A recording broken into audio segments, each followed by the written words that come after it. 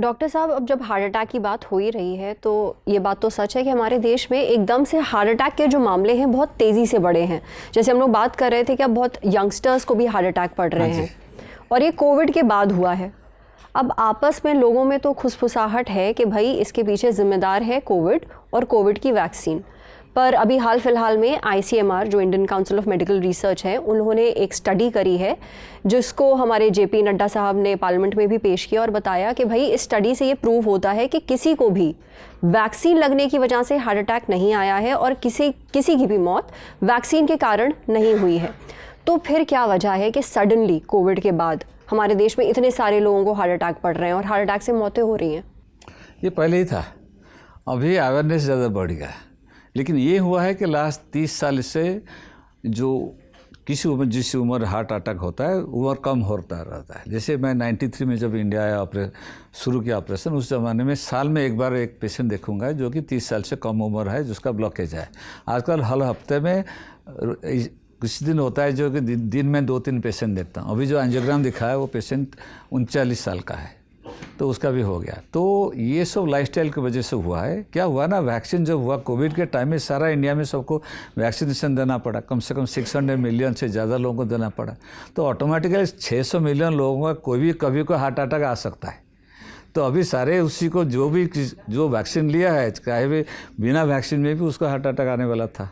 तो अब सारे चीज़ ब्लेम कर रहे हैं। अभी कोई साइंटिफिक जो JP नड्डा जी बताया सही है, इंडिया में नहीं सारा दुनिया में कहीं भी नहीं दिखाया कि वैक्सीन की वजह से हुआ है। लेकिन वैक्सीन की वजह से जो इमीडिएटली जब देते हैं पहले 2-3 महीना उसी टाइम होने की चांस है। दूसरा कारण है उसी टाइम हो सकता है, वो कुछ वैक्सीन का था जहाँ से कि वो क्लॉट बनने की चांस था, वो भी ओनली फॉर 1 और 2 मंथ्स। 1-2 महीने के बाद वैक्सीन का लॉन्ग टर्म इफेक्ट कुछ नहीं है, हार्ट के ऊपर लॉन्ग टर्म इफेक्ट कुछ नहीं है, कोई भी स्टडी करके कोई दिखाया नहीं।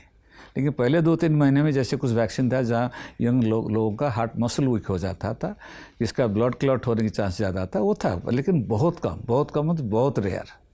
पर डॉक्टर साहब चलिए, आप तो इस बात से सहमत हैं जो ICMR की स्टडी है कि नहीं, वैक्सीन से किसी की भी मौत नहीं हुई है, किसी को हार्ट अटैक नहीं पड़ा है लॉन्ग टर्म आफ्टर 1-2 मंथ्स किसका नहीं हुआ। पर एस्ट्राजेनेका जो हमारे देश में कोविशील्ड के नाम से बेची गई, कुछ समय पहले उन्होंने ये माना है कि हाँ उनकी वैक्सीन से लोगों को दिल में क्लॉटिंग हुई है। हाँ, दैट्स इमीडिएट। वो बता रहा हूँ, पहले 1-2 महीने में होता है, दैट इज़ रेयर, लेकिन होता है। स्पेशली लेडीज़, यंग लेडीज़, वो रिस्क था।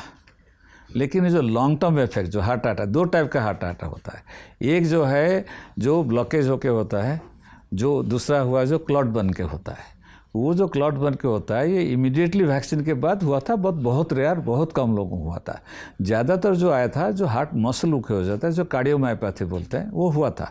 लेकिन long term most of the patient जो कार्डियोमायोपैथी हुआ था वो सब रिकवर हुए।